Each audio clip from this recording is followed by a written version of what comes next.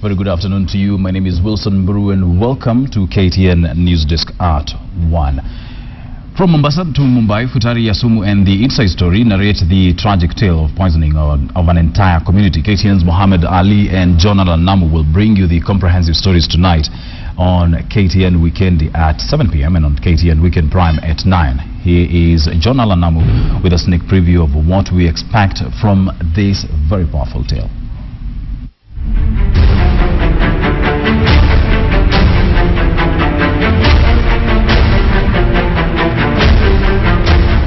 Ilikuja kutuua kimpango, yani kimpango kama Al-Shabaab.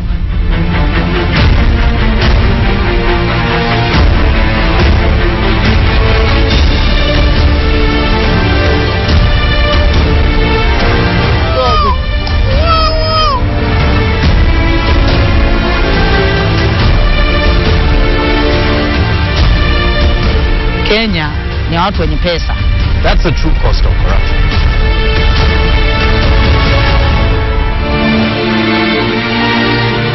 Na niko hapa Mumbai, India katika ziara yangu ya kuwasaka wamiliki wawili. Everyone who ever signed a document to approve this thing has blood on their hands.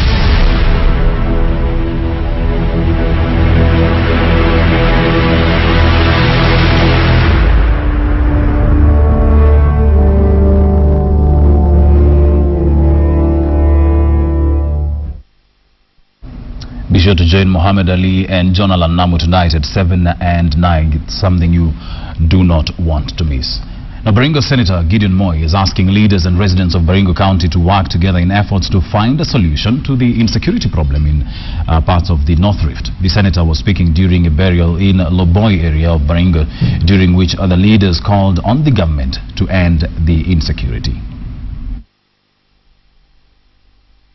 For months now, tension has reigned in parts of Baringo County following attacks by suspected members of the Pokot community in a tussle over pasture for livestock and land. The Baringo Pokot Rift has affected dozens of locals, some of whom have been forced to abandon their homes while several schools have been closed.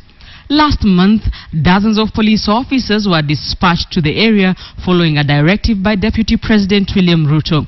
But peace still remains elusive, and leaders from Baringo County are seeking answers over the issue of insecurity. We can't mix our words. Don't tell us it is bandits. From today we are changing that name and we are calling it Pokot community have killed entirely 183 people in Krebs. The insecurity in the North Rift took center stage during the burial of Baringo member of the County Assembly, Kiprono Changole. Some leaders did not mince their words. Kila mtu watu wako na ng'ombe hapa. Futa wakazi wote. Futa wote. Na wacha kama wanataka waende West Pokot, waende waachie sisi nchi yetu. Afadhali tusiame, tuishi kwa mashule, tuweze kusemesana kutoka pale. Tuna wanaume pia. Wacha nichochee. Wanaume muko, si ndio? Wacha kusema sisi sijui tumepigwa. Wacha tuende kazi. Kwani kuna shida? Walipata wapi hao? Baringo Senator Gideon Moi and Baringo Governor Benjamin Cheboy prevailed upon the leaders to seek alternative solutions to the problem of insecurity. Kubaliana kwamba aliniambia governor na Grace hapa hivi. Aliniambia governor, give me 1 month. Give me 1 month and we'll fix this menace that is affecting the people of Baringo County. I think Mama Grace has said it well. Kagumwa, our governor, has said it. So Mama, Mamcha, attested also. Lakini what she has said and what governor said, mina hunga for 110%. The Baringo senator, who is leading efforts to find a lasting solution to the insecurity in the North Rift, urged locals to work with leaders to end cases of insecurity. The burial was not without some political talk. So mimi ningependa kusema watu wasistuke chama cha KANU ikianza kuinuka. Hatuna haja na wengine, tuna nia ya kuinua chama cha KANU. Hapana stuka. Over 100 people have been killed and dozens of cattle stolen in the conflict in parts of Baringo and Turkana following attacks by suspected Pokot raiders. Rita Tinina, KTN. Let's stick with security matters. And agencies in the border of county of Mandera are looking for individuals who allegedly attempted to trap security officers on Friday by spreading false information that 2 teachers had been kidnapped by Al-Shabaab. 3 soldiers who were among security personnel responding to the information were injured after they were attacked. Speaking to the Standard on phone, Mandera County Commissioner Joseph Olenkoyo denied media reports that 2 teachers were indeed kidnapped from the area on Friday. Nkoyo said that some Al-Shabaab sympathizers have resorted to issuing false insecurity alerts and feeding it to the media to create despondency among Kenyans. The county commissioner accused the local media of running unverified reports which are based on hearsay. He said this is hurting the local people and the northeastern region as a whole, since it is scaring investors and professionals coming to the area from other parts of the country.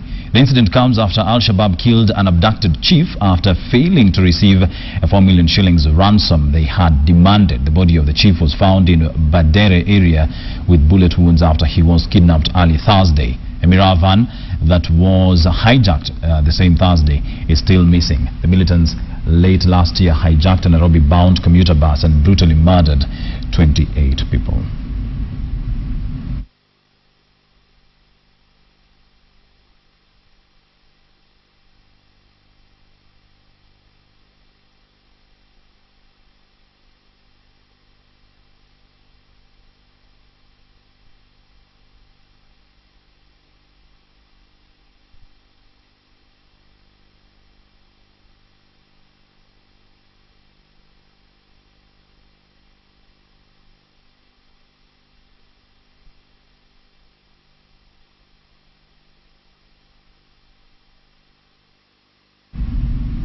The newly elected Council of Imams and Preachers of Kenya chairperson Abdallah Ateka is asking Imams and Sheikhs to crack the whip on radicalized groups in mosques. Speaking during the consecration of the new Council of Imams and Preachers of Kenya, Sheikh Ateka asked Muslim leaders to be vigilant in the fight against terrorism, especially in rebuking those who invoke Islam in their terror activities. Sheikh Ibrahim Ateka takes the mantle from slain preacher Sheikh Idris of Sakina Mosque, Mombasa, who before his death had called for police to deal with militant elements at the mosque following spate of terror attacks in the country. Allahu Akbar, Allahu Akbar, walillahi hamdu. Allahu Akbar, Allahu Akbar, Allahu Akbar. La ilaha illallah, Allahu Akbar. Na katika maimamu wetu wote, popote ulipo, natoa wasia na mwito kama kiongozi wenu. Mtu akija katika msikiti wako, hakikisha kwamba ni mtu aina gani. Akiomba nafasi ya kuzungumza, hakikisha anazungumzia kitu gani. Asije akatuletea matatizo. Tujue kwamba hii Kenya ni Kenya yetu. Kenya ni nchi yetu sote. Dawa ya peke yake ni sisi tusikubali kupelekwa na fikra zao. Wanataka wa Kenya tugongane,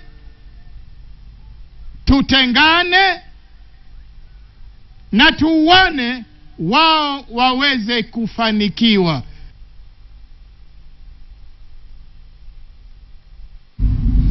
Now, renowned witchcraft rehabilitator in Kilifi town has died. Mzee Mangi Kenga Charo, commonly known by many as Mitsanze, is a man who for many years has been identifying people who practice witchcraft in Kilifi and rehabilitating them out of the practice. For this reason, Mzee Charo was respected by many in the area. The 51-year-old man was diagnosed with diabetes after developing a swelling on his left leg early March. Many who respected his work hope that the rehabilitation center he started will keep functioning even after his death.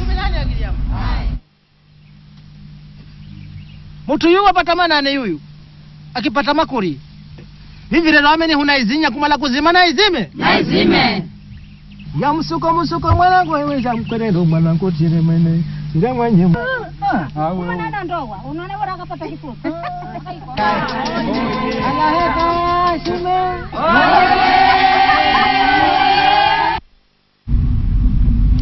Now, is Nyeri County prepared to accommodate guests numbering almost half its population next month? In May, the world is coming to Nyeri County for the beatification of Catholic nun Sister Irene Stefano, a first event of its kind in Africa. In just under 30 days to the event, the Catholic Church and the security agencies are racing against time to ensure that the event is one that will make Kenya shine in the face of the world. As Calendari now reports from Nyeri County, the sainthood of Sister Irene Stefano is an affair close to the hearts of the Nyeri people.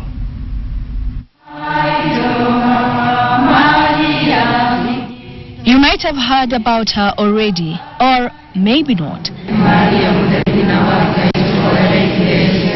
Sister Irene Stephanie Nyatha, whom the locals in Nyeri fondly call Irene, an alteration of her name Irene. She is the reason hundreds of thousands of people will be flocking to Nyeri between 22nd and 24th next month. Arriving from different countries across the globe, they will be in Kenya to witness an event that is the first of its kind in Africa, a beatification, a Catholic practice that is one of the hallmarks of sainthood. Sister Irene Stephanie Nyatha arrived in Kenya in 1915 as a consolata missionary from Italy and lived among the people of Gikondi village in Mokoroini, Nyeri. It is here where she got the name Nyatha, derived from the Kikuyu word tha, to mean mercy or compassion. Her deeds are exalted, far and wide.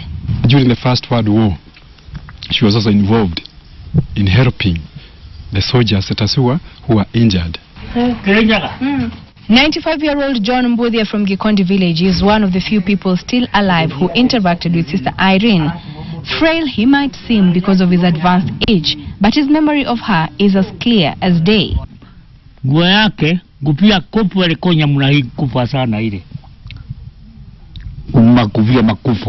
How the Italian sister taught them Latin still mesmerizes him.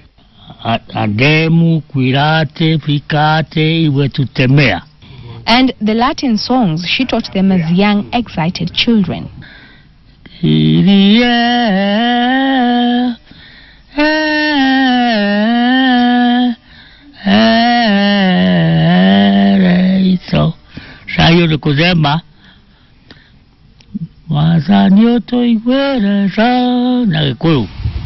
is the house that she lived in at the Gikondi Catholic Church. Well, what remains of it? It is one of the attractions that the pilgrims will visit. Last week, the church excavated what remained of the house, and a tap that supplied her with water was discovered alongside this joint piece of wood 85 years later. She passed on in 1930, having lived in Kenya for 15 years. She contracted a disease from one of the sick people she would visit frequently. And that's how also she became infected with the plague, and she died. So she was not afraid to go and serve him. This is the cemetery where the Catholic sisters were laid to rest. And this particular grave belonged to Sister Irene Stephanie Nyatha. And once Rome discovered that she had lived an almost saintly life in her 15 years while working in Kenya, the church instructed that her remains be exhumed from this grave and stored at the Madari Central Chapel to avoid further decomposition. Now, it is interesting that some of the belongings that she was buried with were found intact. Her boots, what the Consolata missionary now refer as the boots of glory, were found intact. To us, that is a miracle, because you can imagine from 1930 to 1995, those are many years, and many things were found intact, like her rosary. Though her belongings such as her boots and rosary are in Rome, her remains are kept here at the Madari Central Chapel under lock and key on the instructions of the Vatican. Key officials are involved in a series of meetings to ensure that there will be no hitches at the beatification ceremony. The 3-day event will be held at the Gikondi Catholic Church in Mokoroini and Dedan Kimathi University near Nyeri Town. There will be a final procession from Madari Mission Complex to Nyeri Town, where Sister Nyatha's remains will be taken to Our Lady of Consolata Catholic Cathedral. We don't desire to go back to our country. Wherever we have grown, blossomed, we die. While there's a general feeling that Nyeri might not be ready to host the over 300,000 people expected in terms of proper accommodation and security, the county commissioner insists that adequate measures will be put in place. If it will be a success, then it will mean that the whole county will have actually gained. If it fails, then you see the embarrassment will also come to us as a nation, because we are receiving guests from all over the world. The construction of the road leading to Mokorone is ongoing. The county government has appealed to the residents to bid for homestays in the event that the hotels will not be enough. Campsites will also be set up. Carol Derry, KTN, Nyeri County. Now, let's go to some tragic news. And the death toll from the devastating earthquake in Nepal climbed above 1,900 is continuing to rise as officials struggled to gauge the full scale of the disaster in the world rush to provide desperately needed aid. Dozens of aftershocks jolted Nepal on Saturday and Sunday as people sheltered where they could. Nepalese authorities continually revised the number of those people who were dead upwards a day after the Himalayan country was shaken by a magnitude 7.8 quake that wrecked houses, flattened centuries-old temples and triggered avalanches on Mount Everest. More than 5,000 people had been injured, excuse me, with the number of those who have died and injured expected to rise in the coming days. Nepalese police officials said more than 700 people died in Kathmandu alone. An avalanche triggered by the quake struck a section of Everest base camp, killing at least 17 people and injuring 61 others.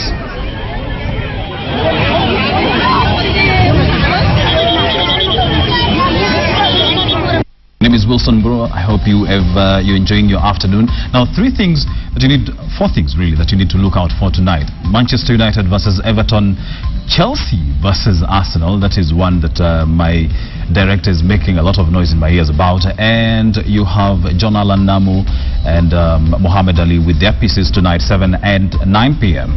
And then you have Mock the Week. Enjoy the rest of your viewing. Good day.